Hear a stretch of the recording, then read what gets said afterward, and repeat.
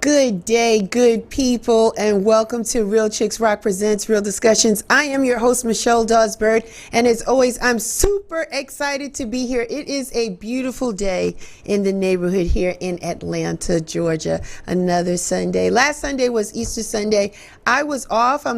Coincidentally this year, Easter Sunday did not fall on the day that I had to give a show, so I didn't have to give you any kind of replay or anything like that. I just enjoyed the day. It was nice to just enjoy the day. But I am back. I am back. I never leave you too long. And you know what? Today is a special day. Yeah. Today is a little special because April 16th, 2016 was my first show.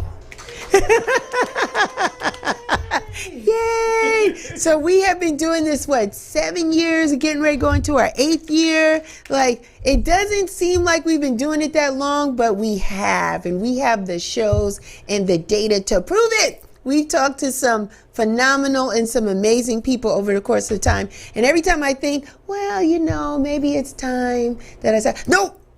The universe and the Most High says, no, keep going. You got more to discuss. So we are here, and today is no different. I want to first welcome and thank all of the new listeners that are checking us out. Real Chicks Rock is all about creatively collaborating and raising awareness about issues that impact us as women. And we do it through community service. We've done it through public speaking and our mentoring programs and workshops. We're going to start bringing those workshops back again now that we are outside.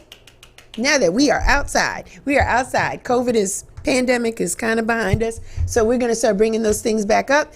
And the arts, which is the media, which is this platform. And like I said, we've been doing this for several years. And we're so grateful for you for checking us out every time. And so we're going to keep things going.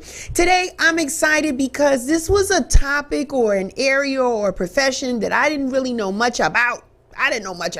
Heard the word, but I didn't really know what was involved. And I have the opportunity of working remote for my primary job, which has been phenomenal thanks to COVID. Thank you for the pandemic for allowing me to have the opportunity. So from time to time, I'll sit at different coffee shops or different spaces, and I get to meet beautiful people. And so this is no different because I was in the coffee shop. I met this beautiful person and we got to talking and my mouth hit the table and I said, you would be great to be on my show. So today's topic is life as a doula. As a doula. It just sounds sexy when I say it, right? As a doula. Sometimes yes, sometimes no, right? So my guest today is Naima Bond. Hi, Naima. Hi. How are you? I'm doing well today. Thank you so much. Man, you are fantastic. You Thank have a great energy. So I'm glad you were able to come into the studio today so we could talk and we could just chop it up. So first and foremost, where are you from? I was born in New York City. Yeah, all right now. Queens. Yes. But raised in California. Okay. But I've been in Atlanta. Well, let's start. 95 to 99, went back home, came back. I've been here since summer 06. When you say you went back home, which was at California home, right? Okay, because you left New York, Queens, and going to California. I know. So which home are you claiming? I claimed a few places. Okay. But that was California. Okay, and fantastic. Then came back and stayed summer 06. Okay, fantastic. That's awesome. So talk to me about a little bit about your background. How did you get into becoming a doula? But tell me a little bit about yourself. How much time you got? So my first career, what I'll say, is that I was a birth through 5 professional with an emphasis on special education and early intervention. Okay. So I was a disabilities coordinator for a Head Start program here in Atlanta for about 7.5 years. And then I have been doing infant toddler research for red flags for autism and social communication delays. Okay. My latter part. Your latter part. But even still, sometimes I felt like, parents need so much support. It's like, how can I get to them sooner? Even in the early Head Start space, 3 months, 6 months seemed almost too late. Not that parents didn't know what they were doing, but I could see spaces and gaps where I would give information. They'd be like, really? Right. Oh, and so it was like, gosh, how do you get to people sooner? Yeah. And then somehow, I'll be real honest, I don't know how doula even came across my mind or how I got introduced to it. But there was a point where I was at a huge conference for autism research.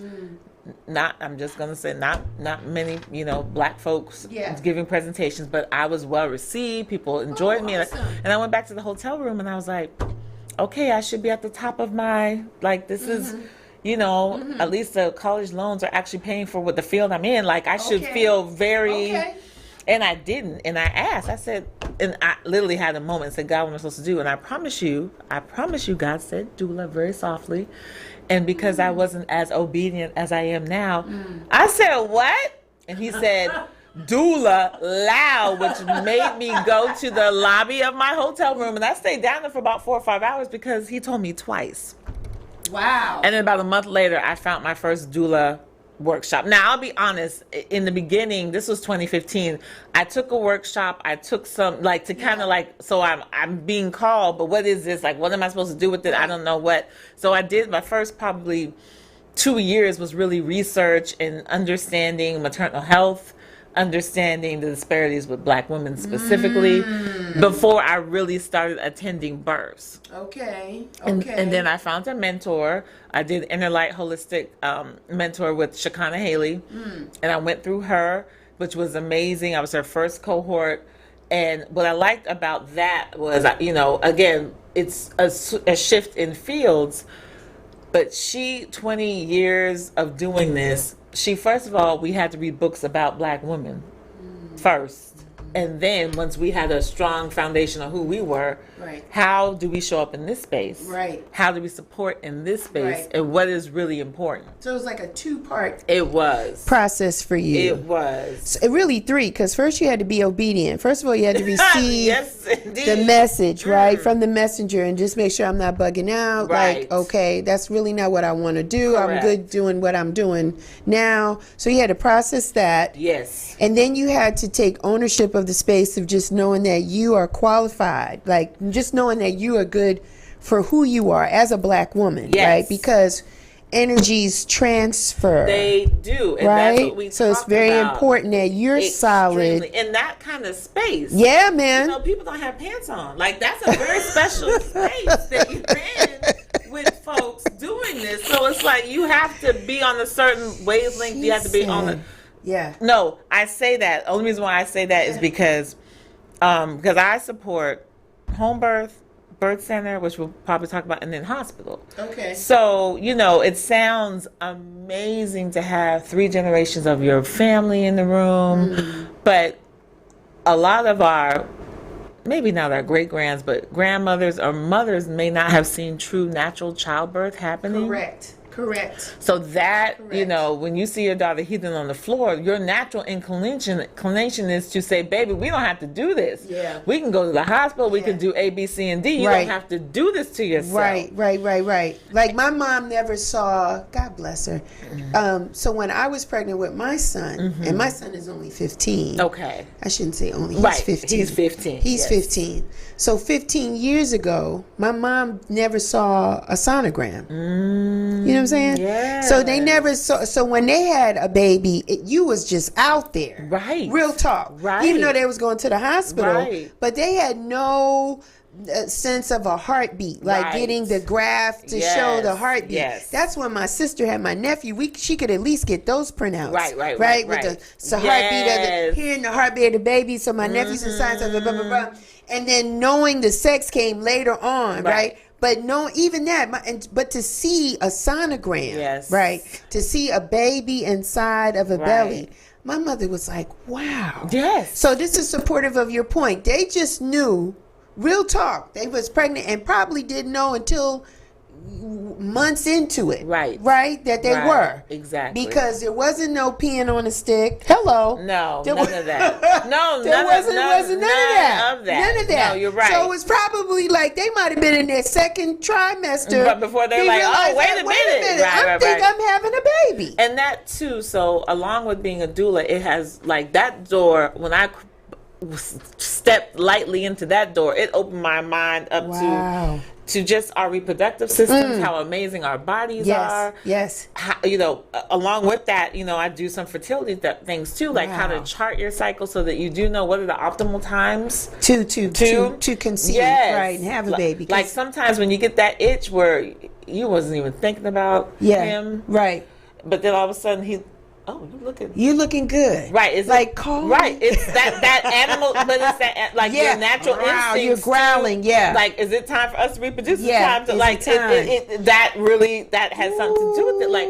but really learning those things and just functions of our bodies. Like, the reason we really want natural childbirth, one of the reasons, there's many, but as the baby's traveling down the birth canal, that helps to squeeze out the amniotic fluid out of their system so that when they do their first breath, they can kind of, they can breathe. They can breathe. Yeah. Like certain things like that, finding out that the actual vagina flora is good for their gut as they come down. Like there's certain things, your bodies are specially designed. And learning that stuff, like I said, it's opened up a door. This is good stuff. It's opened up a door to there's reasons why we want these certain things to happen. Now, of course, if there's a challenge or there's I don't want to even say a problem, but a different way to birth, then we have the tools so that you can still birth safely. Okay, that's good to know. But if we want to go for it, like there's real reasons why we should try to go for it. Right.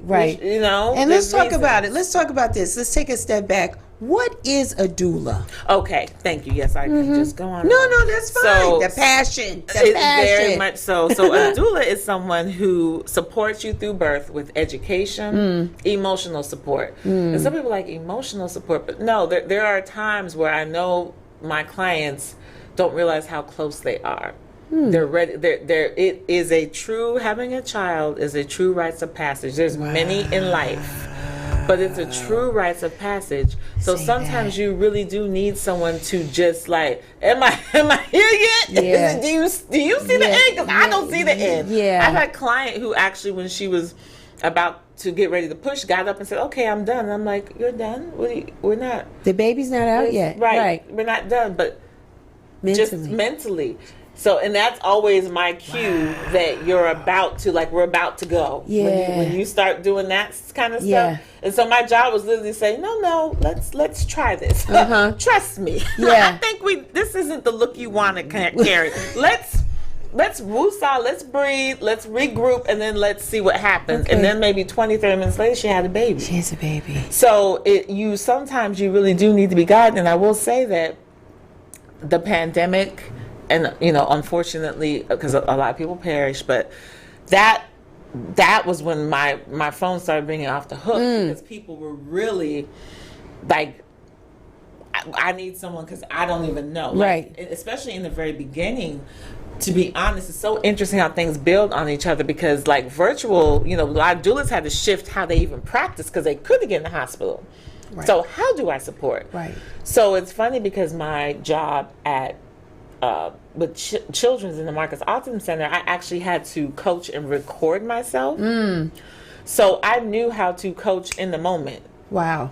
Earbuds, pods, whatever, those things came in a clutch because Dad could have one in his ear, Mom could have one. I could still talk and hear everything and still get them through it. Nice. But you had to shift. I had to labor longer with families at home because a lot of them are like, I just want to push my baby out.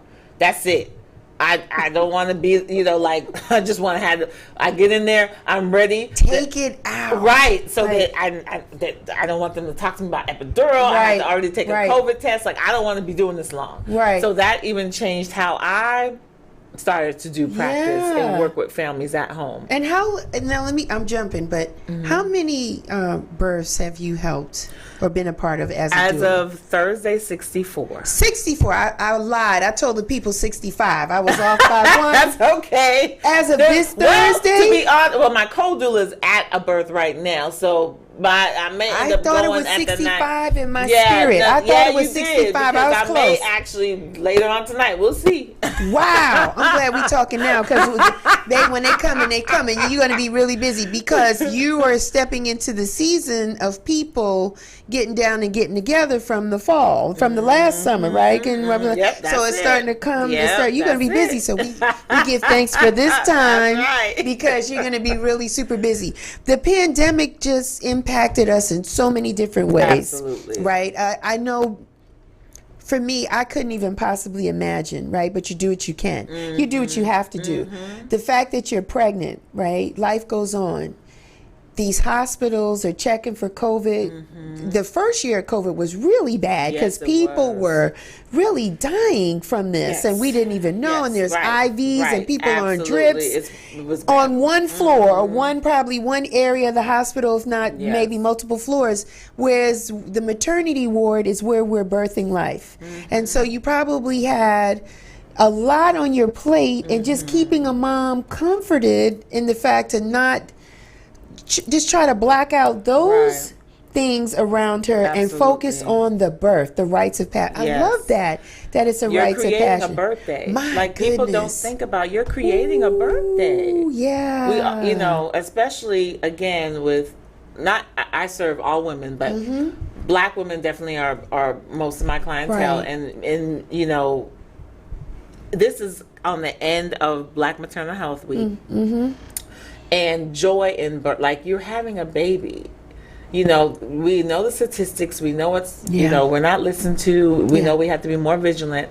However, you had a baby, we still have to find the joy. Yes. We have to find the joy. We have to be, so I say, you're creating like when they tell me contractions are starting, I say, you're about to create a birthday, because I'm trying to keep that great way of looking at it. That perspective. Yeah. Like, eventually if they'll let me, I'll start bringing party hats and little blowers, but we're not there yet. We're not quite there yet. And you're right. But it is, you're creating a birthday. Yeah, because when I celebrate my birthday, I call my mom and I say thank you. Yes. Because in the grand scheme of things, we cannot take life lightly. No. Or take it for granted. No. For a woman to say or to commit to having that baby is a huge deal. A lot of people, for whatever their reasons may be, this is no judgment zone, they may not be able to do it. That's very true. They may not be able to do it. So for maybe health, maybe an emotional, whatever their reasons are, we're not here to judge that, but we just want to celebrate those absolutely that are like 10 toes down. Maybe they're 8 toes down, and you come along and you help them get the other 2 down. But it ain't nothing to play with, because it's almost like you don't even have control what's coming out of you and when it's coming out. No. Right? It's the first time you have to work with your baby, and it's a baby. It's a baby. So they going, formerly known as an embryo. Right. Like that. What do they know? But it's the first time you are truly communicating, and you have to work together. You have to be patient. You have to, it takes a while sometimes. It does, because that's a baby. Like, this is their first big job. This is their first big task. I know. And we want them to breathe when they come out. Yeah. Talk to me a little bit about some of the benefits of having a doula in the room. What are some of the benefits? Well, again, in these days and times, just someone who understands what's happening in the room. There's lots of beeping, lots of conversation. Sometimes things are suggested, because again, when we're talking specifically about hospital birth. When you're at a hospital, truly and honestly, you go to the hospital to manage care, manage emergencies, however that's perceived. Okay. So, once the water breaks, you're kind of on a clock, and they're like, well, baby's not coming out. We got to do A, B, C, and D. Maybe, but let's ask some questions. Let's get some shared decision making going. Right. What are the concerns? Because if nothing else, we can kind of hear what they are, and we can say, like, okay, that does make sense, or Ask them, is it life and death? Ask them, is it risking baby or you? That's good. Because sometimes that can give you some time. That's good. That's good that you're there, or doula is there to ask those questions. Because again, the mom's just focusing on getting through this birth. Absolutely. And that's the other thing too. And trying to get through this birth. Right. And partners, like helping partners understand, like one of the things I say too is, you know, birthing person, mommy, how do you want them to support you? Are there certain words? If contractions are triggering and you rather hear waves or surges or pressure, everybody in the room needs to know that, so that everyone in the room is using the same language, so that you are being supported. If you want him to say certain affirmations about you, it's your day, honey. Right. What do you want to hear? What feels good to you? Do you, with massaging on the shoulders, rubbing on the legs, like what? And so I'm also the remind partner. And there's certain times too, be honest, what gets baby in gets baby out. Hey. So y'all might need to do something over there real quick. I'll go get something to eat. She said. I said it. What gets baby in gets baby out. It does. I'm going to go get me a little snack and come back. Yeah. Is that right? Oh, yes. So you've been a doula. I'm going to come back to benefits and risks in a second, but you've been a doula at home as well as in the hospital? Yes, home birth center. We have one birth center here in Atlanta. Really? Just one? Just one. That's a whole nother story for a whole nother time. We'll talk about that. But what's nice about the birth center is it's a happy medium. Gotcha. So the rooms look like a bedroom. Nice. And there are some medical things in there, and it's run by midwives. Midwifery, truly and honestly, if you are low risk and there's no visible complications or risks, if you can get a midwife or have that opportunity to work with a midwife for your care, I would advise it. I really would. I have the pleasure of being a doula for some births at the birth center, but I also teach childbirth education at the birth center. Nice. And I love that because, and I really feel like even if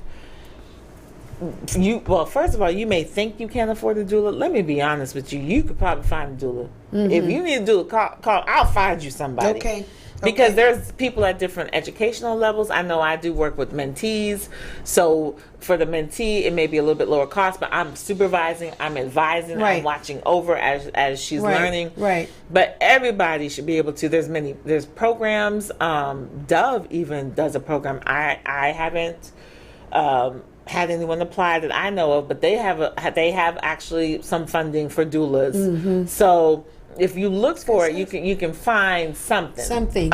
So you've hit all different levels. So that's the benefits. Now, Naima, tell me some of the risks about having a doula there. Well, or having this type of natural birth.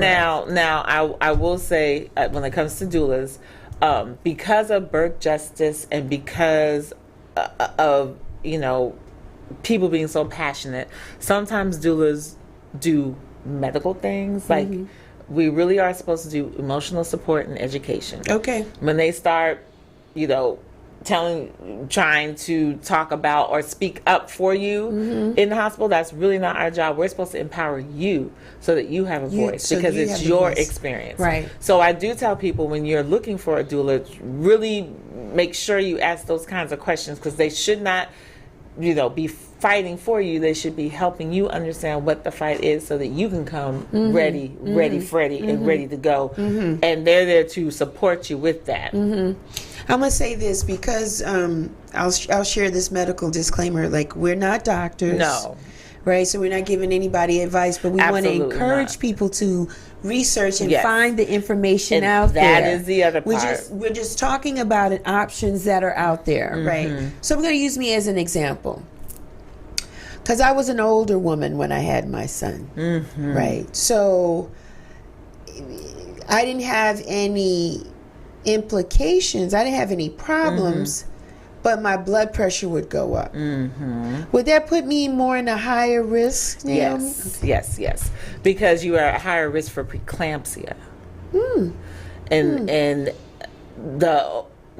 I shouldn't say the only way to not have preeclampsia, but baby has to come out. Yeah. It means your blood pressure is spiking, you're at risk for stroke and all these other things. So baby has to come out. And that, I'm noticing that my clients near the end of their pregnancies are beginning to develop preeclampsia as well. Really? Yes. So that actually is something that I'm going to actually sit down and take a little time in July and re-look at research, because I also pay attention to the research to see, as far as nutritionally or health-wise, is there something that I need to be paying attention to, because I'm noticing a surge with my clients. Really? Are you finding that more women are going this route to have a doula with them? I am. I'm beginning to. I think, for myself, I try to provide as much education as possible. I think childbirth education is, again, we know that beginning and end, but that middle, that middle can get you stuck. And sometimes, like, I have been in the hospital where I've gone into, with permission, but this only happened twice, but I've gone into the room with other patients and helped them breathe because they were screaming or things were happening that they had no idea about, and they were triggering my client. So I was like, excuse me, could I just, let me give you this to help you get through this. But a lot of it is the fear of the unknown. I know a lot of people will say, when it happens, I just want it to happen. Well, I get it, but however, so much is happening. At least if you understand, what is this? Oh, in my childbirth education, okay, mucus plug. That's probably my mucus plug. Like, you have to have some understanding of what's happening. It's a lot. And God bless women and their beautiful bodies. Because their bodies can carry life and expand and go through all of that. And they champion through it and birth these beautiful babies. And it's never easy, but there's so much that could possibly go on. I mean, your body is changing from the time you conceive to full term of carrying the baby. There's just so much stuff, because you are feeding this child in your stomach, in your belly, and you just don't know. You're laying on this table, Naima. You have no idea what's happening, especially when you're in the hospital. They're in the corner. The nurses are getting stuff ready, getting the bassinet ready. They're so worried about marking the time or when it was done, and they're cutting the cord. Girl, it's a lot. And babies' positions can change, and so things, as you're laboring, things can happen. So then if there's a slight change in something, just being able to talk to someone like, okay, is this something that I need to really be worried about? Or, if I just change my position or do something else, would that change the outcome? So just having someone, because it's so, especially for the first time, once you've kind of birthed before, I mean, every birth definitely is different, but you at least have an idea. But that first time, it's like, what's happening over here? So it's a lot going on. So we talked about how many births you had pre-pandemic. What was your number? How many did you have? Between 2015 and 2020, I was at 18. I was at 18 births. I'm gonna look right in the camera. That was 18. I was at 18 from 2015 to 2020. I am now. Years, she had 18. Yes, I had 18 births. Now, some of that was true. To be honest, I was like full-time job. Like, babies would come on the weekends and things like that. I want that to sit and resonate. From 2015 to 2020, she had 18. What's the count now? As of Thursday, 64, and there'll be 65 is percolating. But yes. So, and the other thing that happened in 2020, though, was I got a Kohl's doula. Her name is Akeisha Blanks. Okay. She was a newer doula, and she had more available time. So I was working for, Show Up. And so she would be available to, if something started and I have to come later, her being available also helped as well. But I'm telling you, babies come when I'm like literally on the weekend. Like, they just come when I'm available. I remember I took a random Wednesday off one day, and my mom called, and she wasn't like, she was within the window, but early in the window. She's like, something's going on. I was like, how does baby know I'm off? They just want to be with you. Honestly, like, they want to be with you. They do. They kind of come when I'm available. It's an energy thing. We can't even play with it. There's an energy thing, and babies just know. God knows, universe knows. It just aligns up for you to be there. Because aren't you talking to these women? Yes. Throughout their pregnancy? Yes. So the baby hears your voice. This little cackle, I'm sure they do. Yeah, there's a sense of connection here. Yes. So it's probably, it just... Because even this weekend was my weekend off from teaching at the birth center. Mm-hmm. So it's just, they come when they know I'm available. Is having the babies traditionally a bad thing? Or not really? It's just really whatever you want, right? And what you're comfortable with? Mm-hmm.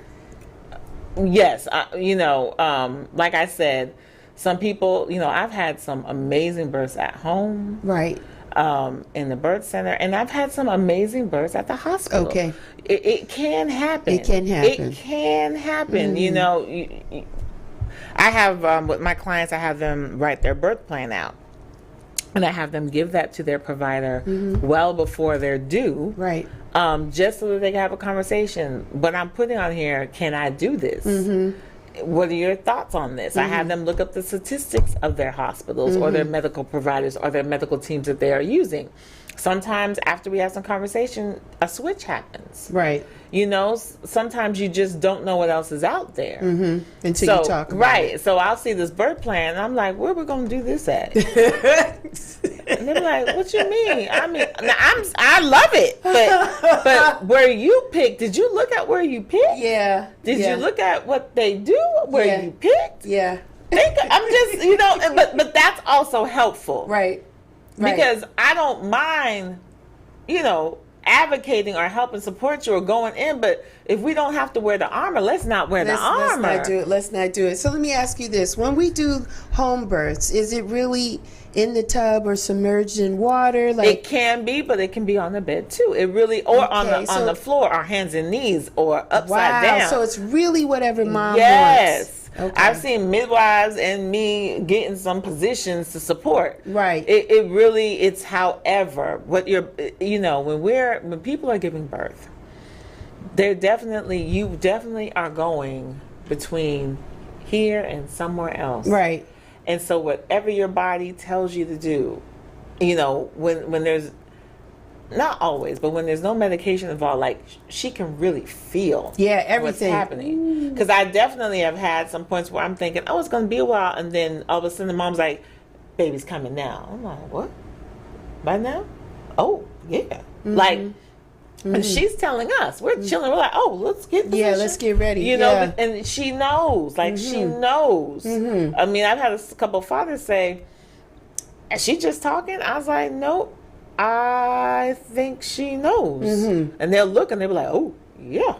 It's your connection. Again, it's the first thing you and baby are doing together. Right. And that energy and that synergy, and it's our most animalistic selves. Okay. Like, I let the moms know, like, in our childbirth education, like, you may want to moan. You may want to make a noise, like, oh. Yeah. Because the vocal cords muscles and the vagina muscles are very similar, and it's like you align up. I know that. I didn't know that. Line up, and so that noise resonates through your whole body. It's like you're syncing up. Wow. And it can be very helpful. That high screaming doesn't help, but the can really help as you're going through your contractions. I just had a thought, and it wasn't a PG thought, but I just thought I did, because when you are in relations, you tend to moan or breathe a different way. Yes, you do. Because of the you activity. Can't walk around breathing like that all the time. You know what I'm saying? But because of the activity that's going on with your vagina. So now it makes sense that when you're birthing or having contractions, it's tied to the vocal cords. Yes. That's the point. I didn't know that. Yes. Learning on a Sunday. Learning every single day. I want to understand a little bit, too, about the post-birth. Yes. And the role of the doula and what you do, because oftentimes whatever I've seen from a doula, it's always been on television, right? So I don't know what really happens, but I always say questions like, who marks the time of the birth, what happens, like that's clinical and medical. Okay. What we do though is that when we do the postpartum visit, Well, what I do, because doulas do their own different things. Right. But what I do is I come home with you. I check to see how you're looking, how you're feeling, how you're doing. Mm-hmm. I also, a lot of times, have them recant the birth story because birth stories stick with women. Yeah, they do. So you may think your body failed or blah, blah, blah. So what my job is to provide you the correct information. Okay. Or remind you of, yes, you wanted A, but this is why B had to happen. Because I just want to make sure I'm giving you the facts and supporting you so that we can get past it. Because the birth is one event. This baby's going to be with you forever. Ever. Right. So, that being said, I don't want this one event to follow you through. Right. Forever. I've talked to women just in passing, and they tell me about their births because they know I'm a doula. I know I was talking to one woman, she's older than me, probably about 10 years, and she had grown children, and she was a teen mom. And so she explained to me one cesarean, but that second one, there was a definite reason why that had to happen. Mm-hmm. So the first one I said, the first one, I don't know, but this one, A, B, C, and D, so that made sense. She literally stopped what she was doing and just started crying because no one had explained it to her. And she was carrying this. Carrying this. And I'm very matter of fact. I'm like, that had to happen because this.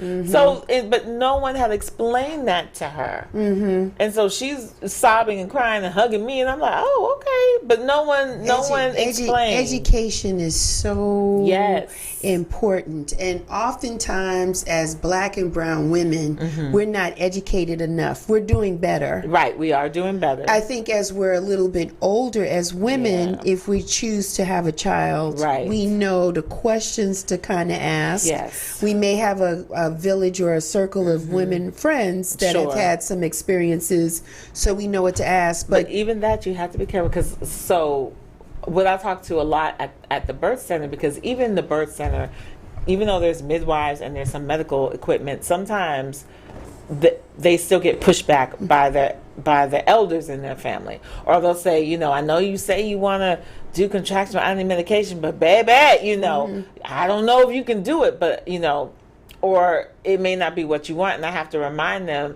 because they're going off of the experience that they had. Right. The natural contraction and Pitocin, which is supposed to mimic oxytocin, which is the love hormone, which helps get baby out. Pitocin is used in the hospital.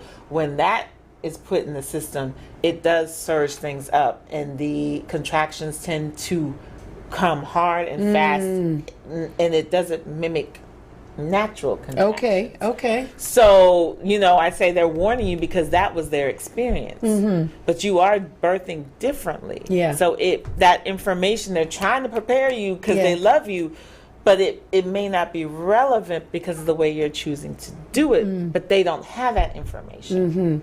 They really are trying to prepare you. Yeah. Are you finding that, what is the age demographics for the moms that have doulas? Do you have a sense? Out of your 65, are they like in their 30s or 40s? Are you getting them younger? What's your vibration on this?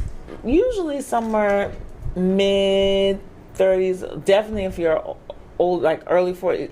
Yeah, somewhere in there. Somewhere in there, like 32 and up-ish, Okay, that's good. That's good. Oh, it's good. Okay. But I actually was able to participate in a Medicaid doula pilot with Healthy Mothers, Healthy Babies, because they are trying to get some insurance companies to also help pay for the cost of a doula. And so I was able to get some younger clients in that group. That's awesome. Yes. That's awesome. That's awesome. something Georgia is definitely trying to make strides. Georgia is trying to, because our health disparities, I'll be honest, I'm not sure if we're 48 or 49, don't quote me, but we're right in there with, I believe, Louisiana, and I think Mississippi's in front of us now, but I haven't looked lately. But our maternal health outcomes are not great. We're at the bottom of the food chain, bottom of the barrel. Are you serious? But the other issue in Georgia, because we're in Metro, we forget that Metro does not represent the entire state. I know, that's right. We don't represent the entire state. Yeah. So There are about, out of the 159 counties, I believe the number, and again, don't quote me, but I believe there are like 82 to 83 counties that don't have within their county immediate maternal health anywhere that anyone can go to. So there's about 82 to 83 counties where it is a medical desert, I guess is what you would call it. Oh my God. So that's a problem. That's a huge problem. Right. So that's what makes it challenging in Georgia. Right. But there are definitely agencies that are trying to figure that out. But even in Metro Atlanta, when Atlanta Medical Center closed down, and I don't know all the, I should, but I don't know all the reasons why. Right. We lost a trauma center, and we also lost a place for people to birth, because that was the other hospital outside of North Fulton and Atlanta Birth Center that allowed women to give birth in the water. Really? AMC allowed women to give birth in the water. Now, again, it depended on when you were birthing, and then it was available, but it was an option. Yeah. And unfortunately, with that closing, it left a gap. And it was Georgia Baptist. When did Georgia Baptist first, and then Atlanta Medical? Then it was Atlanta Medical Center. They changed the name, and then they closed it down. I believe so. So there's a lot with that as well. I should be more well versed, but there's been a lot going on. I understand. But that closing also put a gap in Metro. And so I'm gonna say this, and I'm gonna leave it alone. And so we are a state that has banned abortion. So you're forcing people to have a child, whether they want to or not.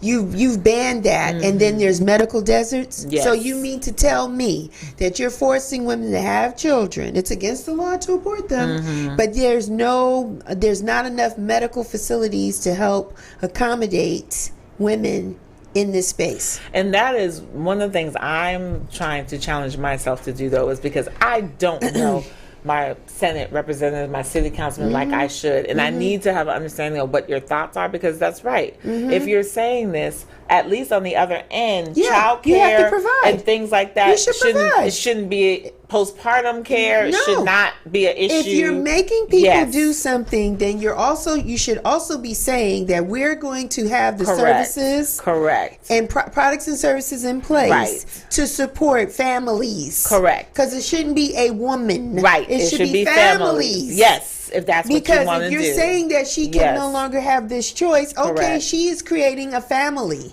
So we need to have those things in place. So yeah, absolutely. Exactly. And I think that your experience and what you bring to the table will be monumental in helping people understand the importance of what's needed when these children come into place, or when a woman is having this baby, what she needs so that the baby is healthy. We want our women and children to not be in the system. Yes. Keep it a buck. Like, we don't want them to have asthma or this or that or diabetes or anything. So anything that can help prevent them from having a lifestyle that would require them to be on some form of medication is all the better. And I think that most of us are in a space of wellness now. It's never too late, right? But when we were having children, when we were earlier, we weren't thinking we was eating McDonald's. Right. We was like, let me get that 2-piece over here.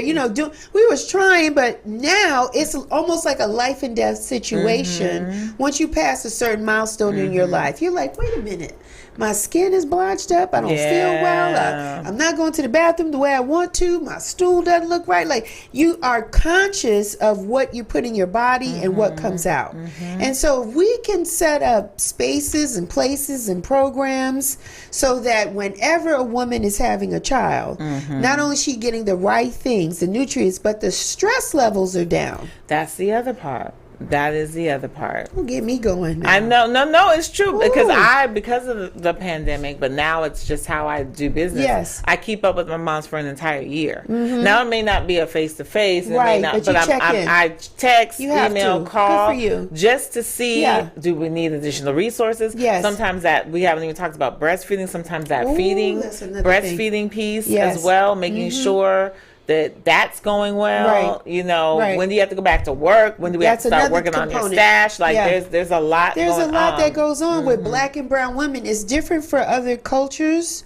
Perhaps they may not have that stress, but it seems like as soon as the baby comes out, you expect to go back to work. That's what it feels like. Well, I will say it seems like now some of these newer companies are being more mindful. But again, United States is the only one. Every other industrial country, they have systems where the woman doesn't have to be at work for 12 months, 18 months. People can come check on you. I know. France, I think someone comes to your house. I mean, here. And daddies get time off. And daddies get time off, because daddies don't. God bless the dads, too, that's involved. Yes. That are there, and they're 10 toes down, and they love the baby, and they love their woman that's having the baby, and they don't want to go back to work either. No. They don't want to go right away. No. They get maybe 2 weeks. And I sometimes, I do postpartum planning. That's one of my prenatals, because I want you to write it out just so you can see it. Yeah. Are there gaps? Who's coming?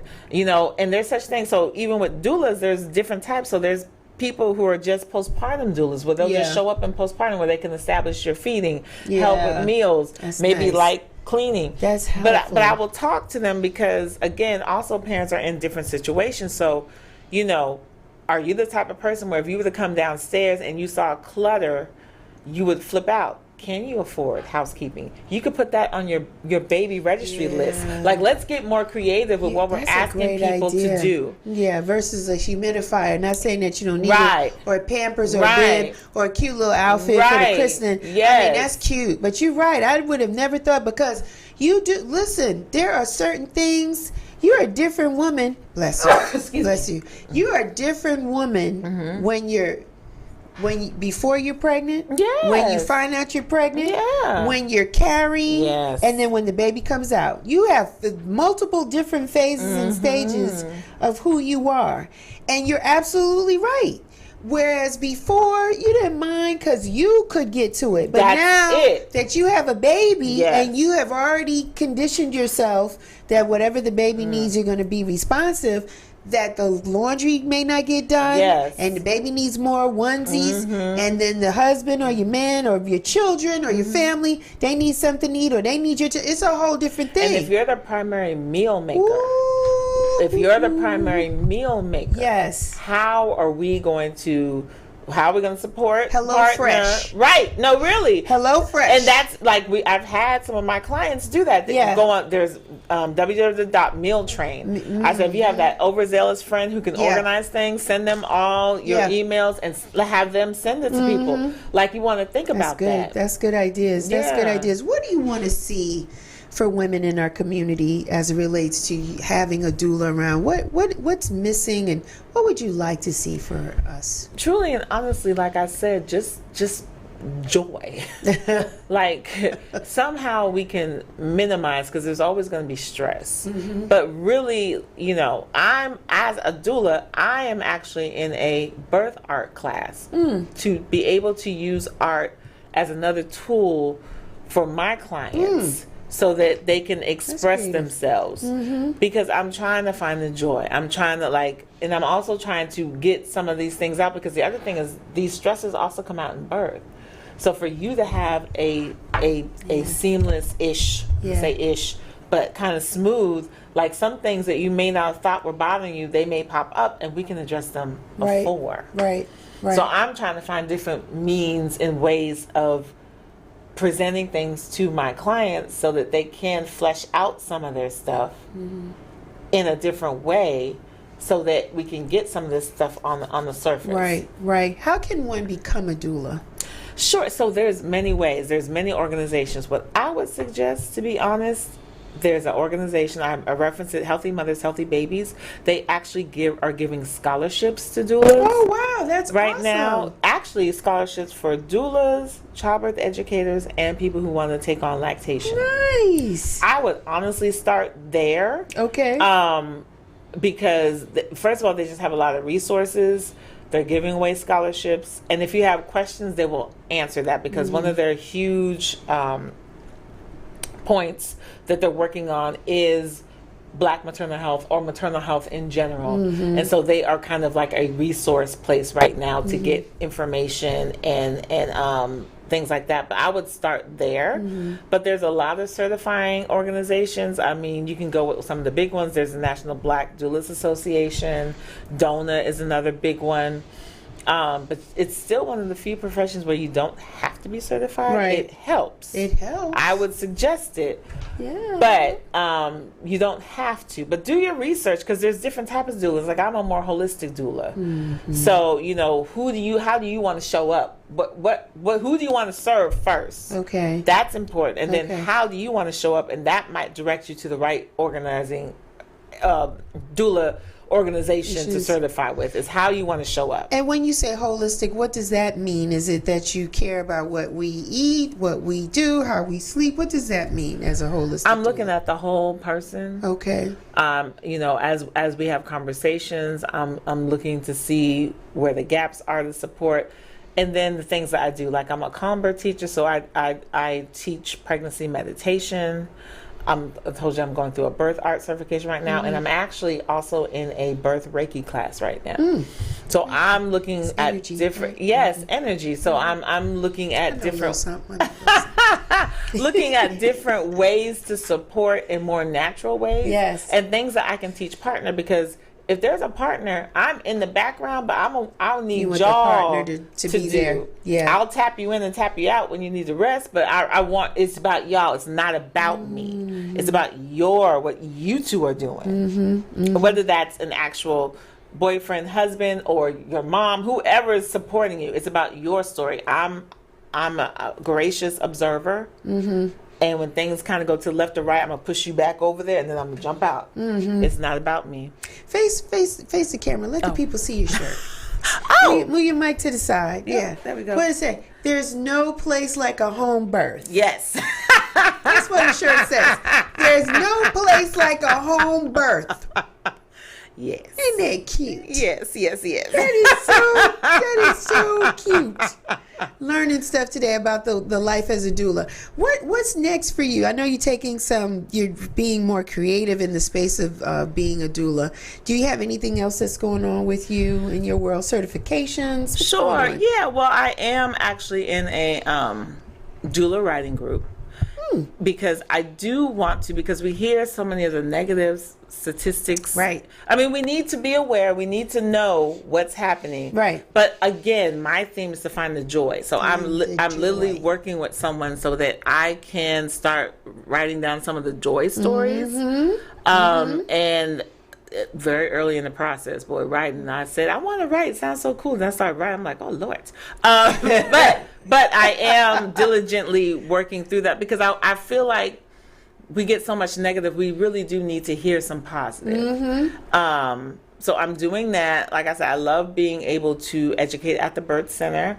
And then things like this, just so that people are aware and know what's going on. I see conference in your life.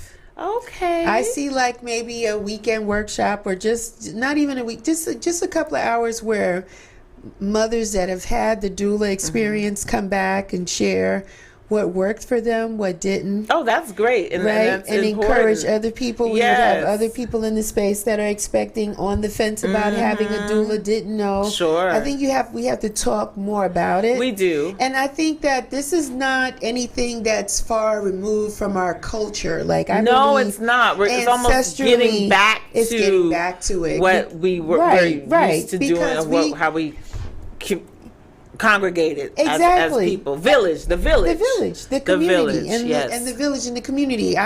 Because we were Black and brown women, we didn't have access to anything. No. Right? And so it took midwives and doulas and family to help us birth babies. Right? With no medicine in the room or anything. During slavery, and the granny midwives, up until hospitals really took over. That's who Black and white people went to, especially in our rural communities. Tell the people now. Tell the people. I mean, that's where it started, and then the hospitals realized, oh, we probably should get in on that. You should. Well, thank you. Right. Thank you very much. So, and that's when, again, gynecologists took over. Because, again, hospitals are really to manage emergency situations. That's what they're good at. Yeah. But if it's if there's no risk, Again, when a risk arises, that's one thing. But if there's no risk, there's no reason why you shouldn't give birth naturally. There's just no reason. Yeah. Yeah, and we have to get educated on that again, because again, we want things to be done quickly, expeditiously, like an in and out. Sometimes some doctors just hadn't been good. They didn't give us the right diagnosis or recommendation. Some have been excellent. Right, absolutely. Now, I do want to say that too. Shouts out to my OBGYN, Simone Whitmore. She's excellent. But then there's some that are not. And so a lot of people have been misdiagnosed. And I'm glad you said that, because there actually is a app. It's called the Earth app, IRTH app. If you had an amazing experience with a medical provider, we want the reviews. But if you haven't, we want those reviews too. Yes. Kimberly's, I'm always saying her name wrong. Kimberly Sells Ayers. She was just here on Friday. She wrote The Big Letdown, which she's a journalist, and that was on lactation specifically. Wow. As she was going through her lactation journey, because our breastfeeding numbers are getting better, but they're still not where we want them. Breastfeeding as Black women overall? Yes. Yeah. So that was her first pursuit, but now she's created an app so that we can gather and really know who are the providers who are supporting us and who are the providers who are not. Yeah. So if you've had a great experience, please go to that app and put your information in. And if you have had a not so great experience, tell us. we truly want that information so that we can start looking through the database and referring our clients and our people to the right people who are supporting our births. Absolutely. We need to know that. The lactation, and that's interesting too, because I couldn't breastfeed. I tried, but I couldn't breastfeed. And that's an interesting statistic, because I believe us as Black women, we're so nurturing and so giving, and that just would be like another, I'm thinking that would be another automatic element that comes from us. It's education, and there truly is a way to start it. Ooh. There's truly a way to start it, and it's a commitment. It's a commitment. Because what's going to put milk in there is getting milk out. So that means putting baby to the breast, or you hand expressing, or pumping, depending on where you are with that, to trigger your body. Right. And then there is such thing as, in the beginning, your body doesn't know if you had 2 babies or 1. So when the milk comes in, it seems like a lot, and then it starts to tagger back. So you think you have low milk supply. Right. It's not necessarily that, but your body now realizes, it's just 1 baby, not 2. Okay. Yeah. And then it starts to regulate to you to what you need. But a lot of people interpret that as, oh no, I'm losing, like my milk supply is going low. Yeah. And we have to also, again, we're so used to, I don't want to say stuffing our children, but feeding our children. So sometimes what we think they need, we get these images of those 8-ounce bottles. Right. It's really like 2 to 3 to 4 ounces. Yeah. Yeah. So even helping just with that information, we got some reprogramming. Yeah. To do. So understanding that I myself right now am in a lactation program because I felt like I needed more support. Of course you are. But more information to give. More information You're to give. You're beautiful. You know that? You. And sometimes I was just asking the questions because I was like, Naima's got an answer for this. Because she knows. You're just not a passing through, or this is something to do, or you're not sure about it. It's taken over my life. This was a call directly from the Most High, you responded to it. Thank you. And He continues to give you everything that you need. You're thirsting. You're helping communities. I'm doing the best that I can. You're helping people. You've touched 65 lives. Oh my goodness. 64 and 65 other way. And through them they're going to refer you or just say what their experience was. And so it'll have that ripple effect. Well, I appreciate that. Yeah, I am doing the best that I can, but I have a lot of support. I have a lot of doula sisters. Yes. My mentor, Shakana Haley, is still huge. Yes. And I even, if you're a doula, if you can get a mentor, truly, honestly. And now I'm in the position where I mentor now as well. Of course. Yes, you should. All that information but that's and experience helpful. I appreciate that. Oozing out of you. You can't even hold it. Yeah, I'd be oozing. But,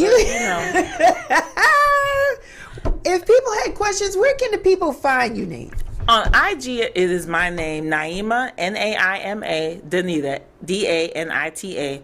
DM me. That's the best place to find me. My presence hasn't been what it needs to be, but it's about to be there. Yeah, but that the babies. I know. I'm trying. In between the dueling. To be honest, they have been coming quick. So you're right. Yeah. I mean, every time I think I'm gonna post something, I gotta go. I'm so honored that she was able to do this today, because the babies is coming. We talked about this when we met. I know that the wave is coming. Yes. They're not going to wait till May. They could be starting to come at the end of April. And they did. These 2 babies were due at the end of April. You see where we're at. You see where we're at? The next time I see you, you're going to be, not that it's a numbers game, but you're going to be increasing. We shall see. God willing. But thank you. Thank you for the opportunity and me being able to share, because I feel like the more information is out, the more education that's out, the better prepared people are going to be. Absolutely. And you can plan for babies, y'all. I'm just going to say it. You can plan for babies, because sometimes people say I can't afford a doula. Well, if you plan for it, I bet you can. Yeah. I bet you can. Do the research. Understand what your options are and your choices are. Absolutely. And you go from there. Thank you so much. I appreciate you. Thank you for being my guest today. Amazing show. Thank you Thank you so much. Thank you so much. Listen, this is my time. Before we slide out of here, listen. Real Chicks Rock, we got an event. It's really not my event. I'm hosting the Collective Brunch down in Miami. Ooh. Next Saturday, April 22nd. Tickets are on sale on Eventbrite.